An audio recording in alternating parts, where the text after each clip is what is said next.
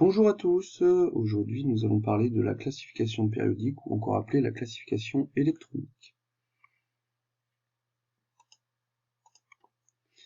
Voici une présentation de cette classification périodique. En seconde, nous nous intéresserons qu'aux trois premières lignes de la classification périodique. Dans un premier temps, on peut remarquer que les éléments sont classés par numéro atomique Z croissant. Alors, nous allons dans un premier temps écrire donc la structure électronique des différents éléments qui constituent cette classification périodique. Prenons le cas de l'hydrogène. Son numéro atomique Z égale 1, ce qui nous donne une structure électronique 1s1. Nous allons ensuite parler de l'hélium, Z égale 2, donc il a 2 électrons à placer sur ses couches électroniques, donc on pourra noter 1s2. Pour le lithium, 3 électrons, parce que Z égale 3, donc ça donne 1s2, 2s1, et ainsi de suite. Vous visualisez donc actuellement la structure électronique des différents éléments de la classification périodique.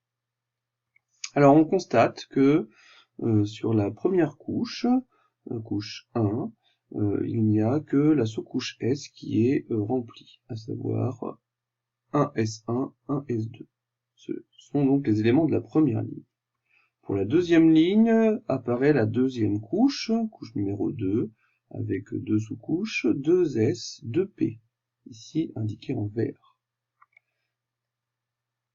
Pour la troisième ligne, vous avez donc la troisième couche, 3s et 3p,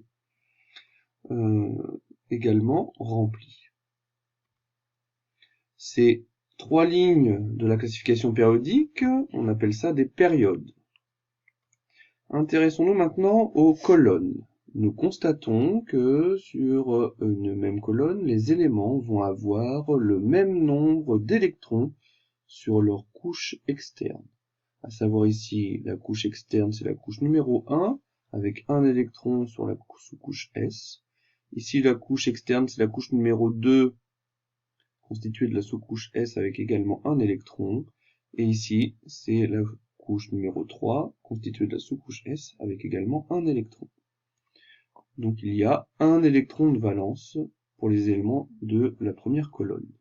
On constate que pour les éléments de la deuxième colonne, il y a 2 électrons de valence. Pour la troisième colonne ou 13e, vous avez 3 électrons de valence. Ici, la couche 2, il y a 2 électrons sur la sous-couche S, 1 électron sur la sous-couche P, ce qui nous fait 3 électrons. Et ici, sur la sous-couche S de la couche 3, il y a 2 électrons et 1 électron, donc également 3 électrons de valence. Et ainsi de suite. Vous avez donc le même nombre d'électrons de valence pour les éléments d'une même colonne. Alors les éléments d'une même colonne appartiennent donc à une même famille chimique. On peut donc déterminer la position de l'atome dans la classification périodique à partir de sa configuration électronique, et inversement. Prenons un exemple. Prenons le cas de l'atome de sodium, de symbole 2311Na. Sa configuration électronique est donc 1s2, 2s2, 2p6, 3s1, puisqu'il faut placer 11 électrons, indiqués ici par le numéro atomique. Cet élément appartient à la troisième période, c'est-à-dire à la troisième ligne. Pourquoi? Puisqu'on a rempli la troisième couche. Et ensuite, cet élément appartient à la première colonne.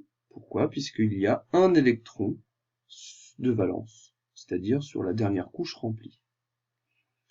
Donc le numéro de la couche va indiquer la période de l'élément et le nombre d'électrons de valence va indiquer sa position dans la colonne. Prenons un exemple.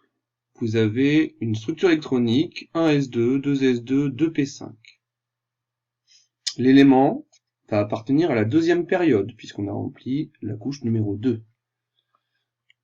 Il va appartenir à la 17e colonne, ou 7e si on utilise la classification simplifiée. Pourquoi? Puisqu'il y a 5 et 2, 7 électrons de valence.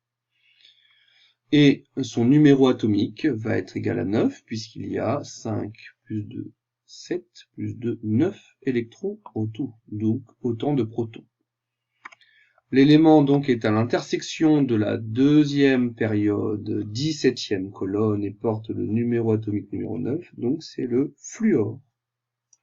Parlons maintenant de la famille des éléments de la dernière colonne située donc dans la 18e colonne.